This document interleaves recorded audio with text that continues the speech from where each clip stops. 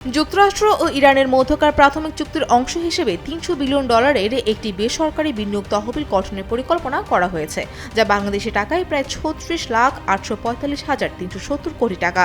তহবিলটির মূল উদ্দেশ্য হবে ইরানে বিনিয়োগ বৃদ্ধি এবং যুদ্ধ পরবর্তী অর্থনৈতিক পুনরুদ্ধারে সহায়তা করা। চুক্তি সম্পর্কে অবগত একটি সূত্র বার্তা সংস্থা রয়টার্সকে এ তথ্য জানিয়েছে।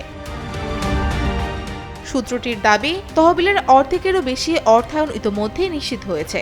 যুদ্ধের অবসান ঘটিয়ে একটি চূড়ান্ত চুক্তি সম্পন্ন করতে উভয় পক্ষকে অর্থনৈতিকভাবে উৎসাহিত করাই এই উদ্যোগের প্রধান লক্ষ্য।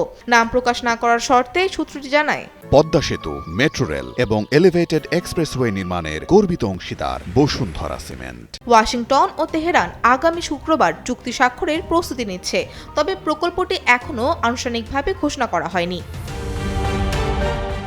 জানা গেছে, নতুন এই তহবিলটি সম্পূর্ণরূপে একটি বেসরকারি বিনিয়োগ প্রকল্প।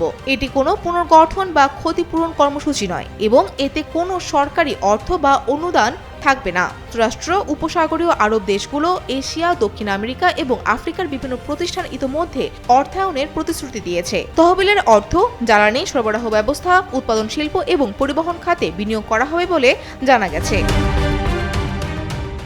এদিকে রয়টার্সকে দেওয়া এক সাক্ষাৎকারে ইরানের একজন জ্যেষ্ঠ কর্মকর্তা জানান, যুদ্ধের ক্ষয়ক্ষতির জন্য তেহরান প্রথমে যুক্তরাষ্ট্রের কাছে $400 বিলিয়ন ক্ষতিপূরণ দাবি করেছিল, তবে ওয়াশিংটন সেই দাবি প্রত্যাখ্যান করে। এরপর পুনর্গঠন ও উন্নয়ন তহবিল গঠনের ধারণা সামনে আসে। ইরানি সূত্রগুলোর ভাষ্যমতে, আঞ্চলিক দেশগুলো এই ব্যবস্থায় বিভিন্ন উপায়ে অংশগ্রহণ করবে। এর মধ্যে রয়েছে ঋণের নিশ্চয়তা প্রদান, ঋণ সুবিধা চালু করা এবং ক্ষতিগ্রস্ত স্থাপনা পুনর্নির্মাণে অর্থায়ন করা। পুনর্গঠন পরিকল্পনাগুলোর মধ্যে মোবারাকে স্টিল কমপ্লেক্স, তেল শোধনাগার, বিমানবন্দর এবং সংঘাতে ক্ষতিগ্রস্ত অন্যান্য গুরুত্বপূর্ণ অবকাঠামো অন্তর্ভুক্ত থাকবে বলে জানা গেছে। Fouzia Fariha, Daily Sun.